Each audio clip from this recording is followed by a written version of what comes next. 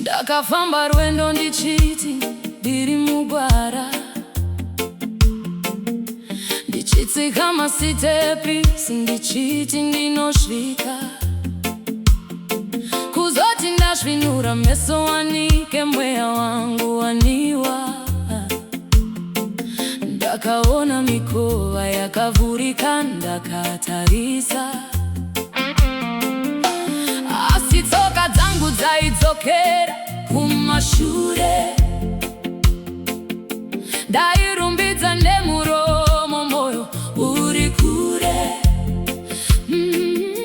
Ndichiti ndiri kupenya, ini ndasviba kare.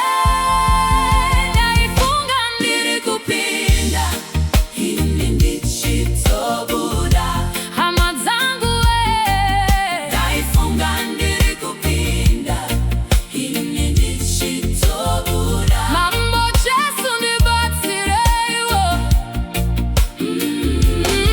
Ndaifunga ndiri kupinda, ini ndichitobuda. Ndakarasika nzira ya Mwari. Ndaifunga ndiri kupinda, ini ndichitobuda. Ndakabata mabhuku ndichiverenga zvakanyanya, ndichiparidza neshungu pamatano ose. Vanhu vachitendeuka, vachiponeswa chose. Ndakati ndini mufudzi wewai dzenyu Mwari. Kuzoti jekerere ndavhura maziso angu. Ndakaona ndasara panze ndega parwendo. Vamwe vapinda, ini ndasara pamusiwo. Ndaifunga ndiri kupinda, ini ndichitobuda. Kuchema nekugedageda kwemeno. Ndaifunga ndiri kupinda, ini ndichitobuda. Jesu chenesai moyo wangu. Hey. Ndaifunga ndiri kupinda, ini ndichitobuda. Ndaifunga ndasvika asini ndasara. Ndaifunga ndiri kupinda, ini ndichitobuda. Tendeuka we mweya wangu, tendeuka. Usatarise zvekushambadzira zvenyika, nekuti ungasara panze vamwe vachipinda. Inzwi raShe rinoti chibuda murima. Pinda parwendo rwechokwadi, usanyengedzwe.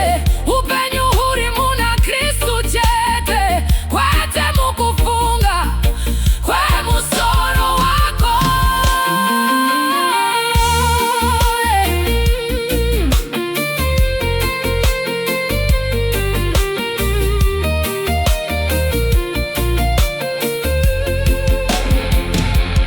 Zvino ndopfugama pamuchinjikwa wenyasha. Ndomisa manyawi yekuti ndinoziva zvose. Ndopfugama ndichiti, Ishe ndiregerereiwo. Simba rangu harizvikwanisi mambo wangu. Visai kuzvikudza nemafungiro enyika. Kuti musi uya ndigopinda chaizvo, ndisingazofungi kuti ndiri mukati, ini ndiri panze. Ndaifunga ndiri kupinda, ini ndichitobuda. Iye zvino ndadzoka mambo. Ndaifunga ndiri kupinda, ini ndichitobuda. Ndipenyesha dzekupinda kwechokwadi. Hey. Ndaifunga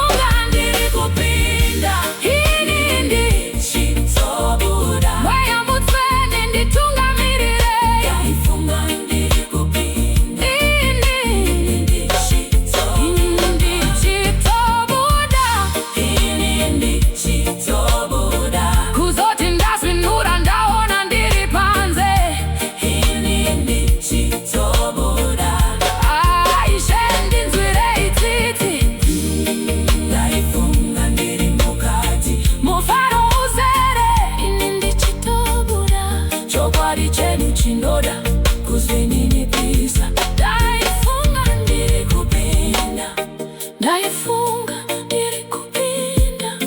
Ini ndichitobuda, mambo ndiponeseiwo. Ndaifunga ndiri kupinda.